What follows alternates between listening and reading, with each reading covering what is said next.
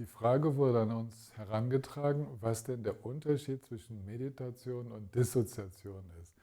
Also, das hat erstmal bei mir ein Lachen ausgelöst, weil das sozusagen das Fundament der Meditation ist, präsent zu sein. Aber dann macht es mich auch traurig, weil die Frage auf etwas hinweist, auf einen Missstand hinweist, der in der Szene so von Menschen, die sich für Meditation interessieren, sehr verbreitet ist. Und zwar hört man immer wieder, dass es in der Meditation vielleicht darum gehen würde, nicht zu denken.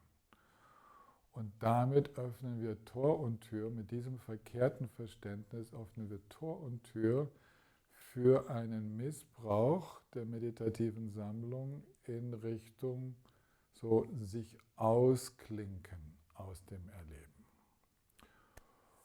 Und Dissoziation als Begriff aus der Psychologie, Psychotherapie ist was ganz anderes. Also könnte man in die Meditation vielleicht so übersetzen, wenn ich mich aus dem Erleben im Jetzt sozusagen hinüberbeame in eine Blase, in eine meditative Blase, in der ich keinen Bezug mehr zu der Welt der Sinneswahrnehmungen habe.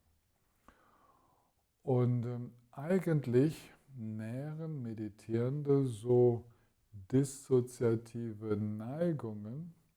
Sie nähren die, wenn sie das Gefühl kultivieren, irgendwas bei den Sinneserfahrungen wäre verkehrt. Dass etwas das Sehen stören würde, das Hören stören würde, das Körperspüren stören würde oder Riechen, Schmecken. Und natürlich auch, als ob das Denken stören würde. Und ich beantworte jetzt die Frage aus der Sicht der tibetisch-buddhistischen Tradition, aber ich darf es auch fürs Vipassana sagen. Denken ist ein Reichtum. Ja, Denken ist ein Geschenk, denken können. Was am Denken das Problem ist, dass wir denksüchtig geworden sind. Und diese Neigung, diesen Durst zu denken und diese Neigung, alles zu kommentieren, überall noch beobachtende, kommentierende, 2, 3, 4 und 5 Gedanken dran zu hängen, das entspannen wir.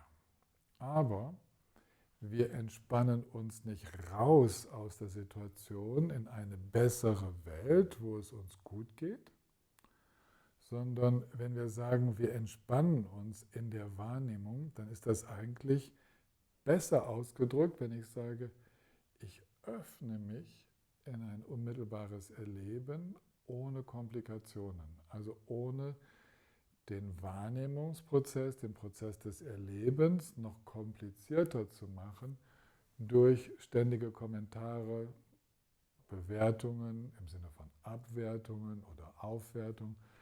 Das Erleben braucht diese Kommentare und Bewertungen nicht. Es braucht auch nicht darüber, dass wir es ständig benennen, dass wir uns ständig orientieren mit das ist so und das gehört so und so. All diese zusätzlichen Prozesse, die nähren wir nicht weiter, die hören dann von selbst auf.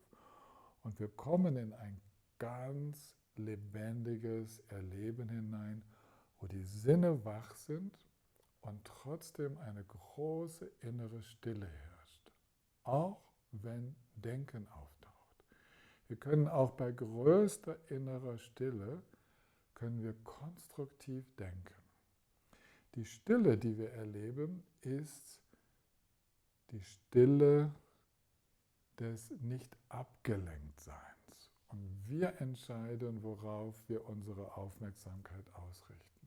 Und es geht nicht darum, irgendwie in einem Nicht-Denken zu landen, sondern Meditation hat als Aufgabe, uns so im Leben sein zu lassen, dass wir keinen zusätzlichen Stress erzeugen, kein Leid. Das ist die Aufgabe buddhistischer Meditation. Sie ist kein Selbstzweck, sondern dient dazu, dass wir so achtsam werden, so präsent sind, dass wir merken, welche Prozesse überflüssig sind. Das Leben braucht sie gar nicht. Wir müssen nicht jedes Blümchen am Wegesrand benennen, damit es schön blüht. Müssen wir nicht. Wir müssen es kennen, wenn wir es essen wollen.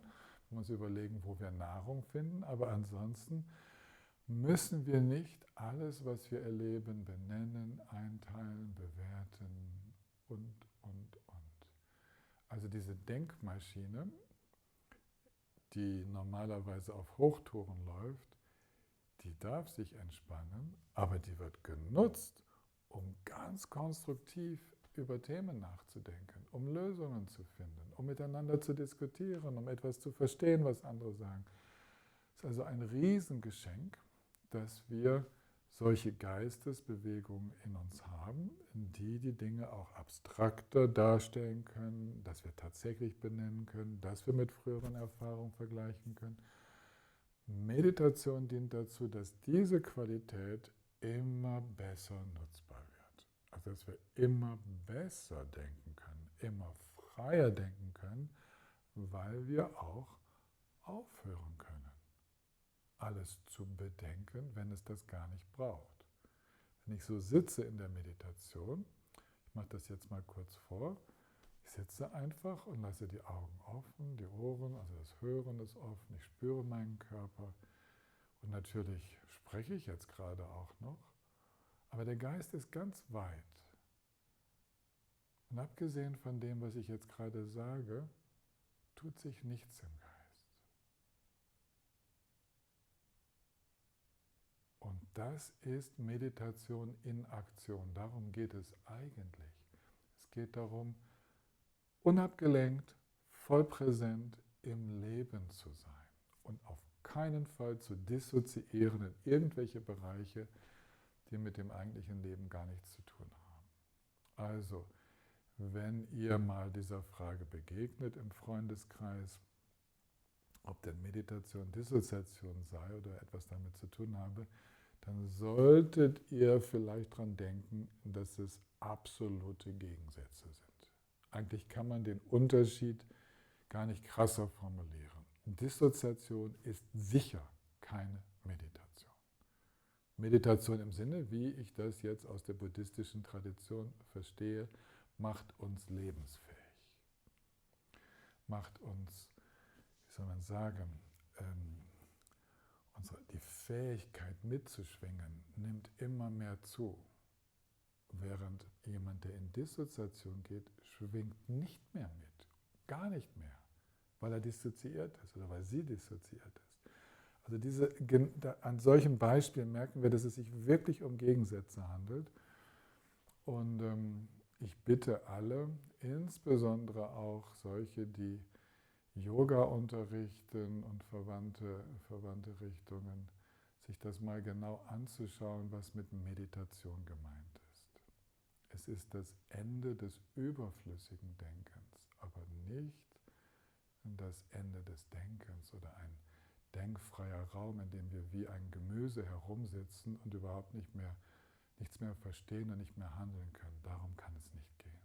Deswegen, also, lasst uns alle dazu beitragen, dieses kostbare Instrument der meditativen Übung klar zu machen als eine Hilfe, um ganz im Leben zu stehen. Vielen Dank.